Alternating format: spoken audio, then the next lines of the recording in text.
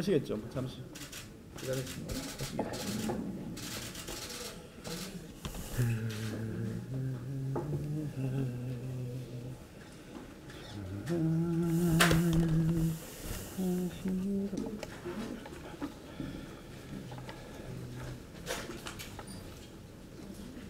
코로나 사태 발생 후 1일 확진자 수가 2,000명을 넘어섰습니다.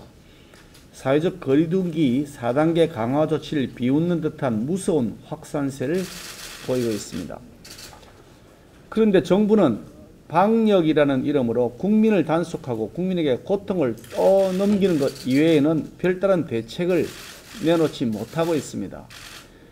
그런데도 문재인 대통령은 책임을 통감하기는커녕 도리어 무책임한 유체 이탈 화법으로 국민들에게 화를 돋구고 있습니다.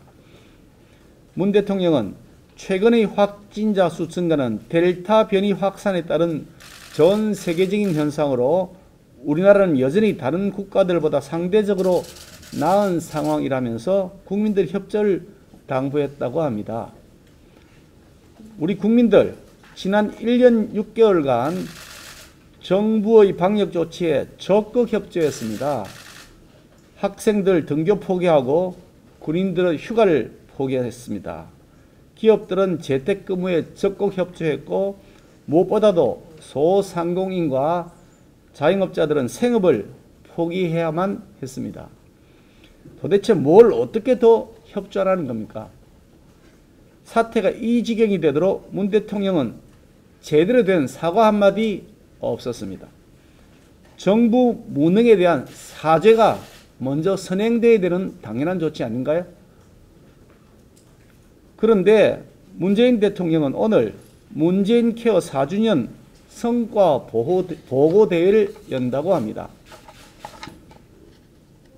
근보 적자 확대를 비롯한 문재인 케어의 부작용 문제는 별도로 논의한다고 치더라도 백신 확보를 제대로 못해 접종이 지연되고 땜질식 교차 접종을 하고 2차 접종 간격을 아무런 의학적 근거 없이 연장해 나가고 2차 접종 백신을 1차 접종으로 끌어다 쓰기 하고 하는 등으로 온갖 꼼수를 쓰면서 국민들의 건강과 생명을 위협하고 있는 지금 이 시국에 문재인 케어 자화자찬이 가당키나 한 일입니까?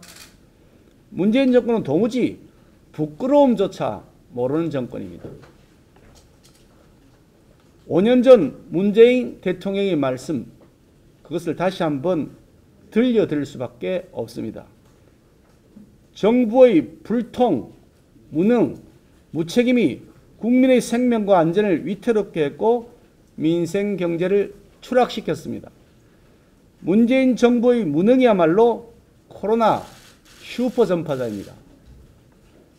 메르스 사태와 비견될 수 없는 이 코로나로 인한 엄청난 국민적 피해에 대하여 대통령은 자신이 스스로 했던 말 이제는 그대로 돌려드릴 수밖에 없는 상황입니다. 제발 상식 좀 회복하시고 국민들에게 정중하게 사과하시고 있는 그들의 현실을 설명하고 국민들의 양해를 구하는 것이 당연한 도리일 것입니다.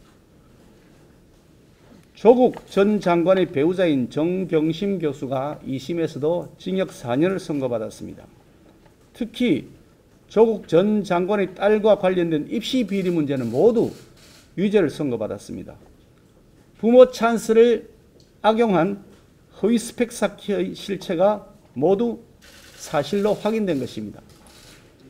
조국 부부는 일반 국민들의 자녀들에 대하여 가재, 붕어, 개구리, 가붕개로 살라고 하면서 정작 자기 자녀는 개천의 용으로 만들기 위해 온갖 반칙과 부정을 저질렀습니다.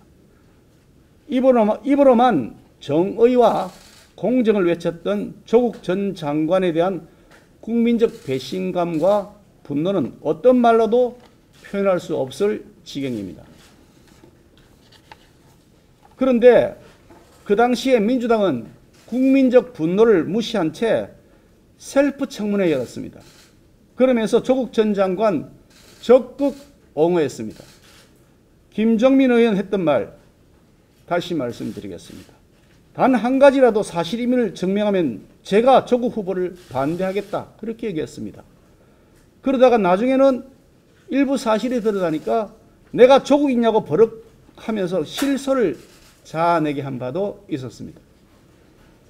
민주당 유력 대선 주자인 이낙연 의원 2심 판결이 나온 직후에도 조국과 함께 하겠다고 했습니다. 강성 친문 표시만 의식해서 상식이 있는 국민들, 특히 공정과 정의가 바로 서기를 바라는 우리 청년들을 모욕하는 처사입니다. 송영길 대표 조국 사태에 대한 사과를 했다고 합니다만 결국 알고 보니 무늬만 있는 가짜 사과였습니다. 내로남불은 이 정권의 대표 라벨로 확고히 자리 잡았습니다. 내로남불에서 벗어나기는커녕 더 강화되고 있는 것이 확인되고 있습니다. 이 정권 특유의 가짜 DNA는 정부 여당 곳곳에 독버섯처럼 퍼져 있습니다. 가짜 스펙으로 만들어진 가짜 학력, 가짜 면허, 가짜 인생, 이제 바로 잡아야 합니다. 고려대, 부산대 더 이상 정권 눈치 보지 마시고 부정 입학에 따른 후속 조치 서둘러야 마땅합니다.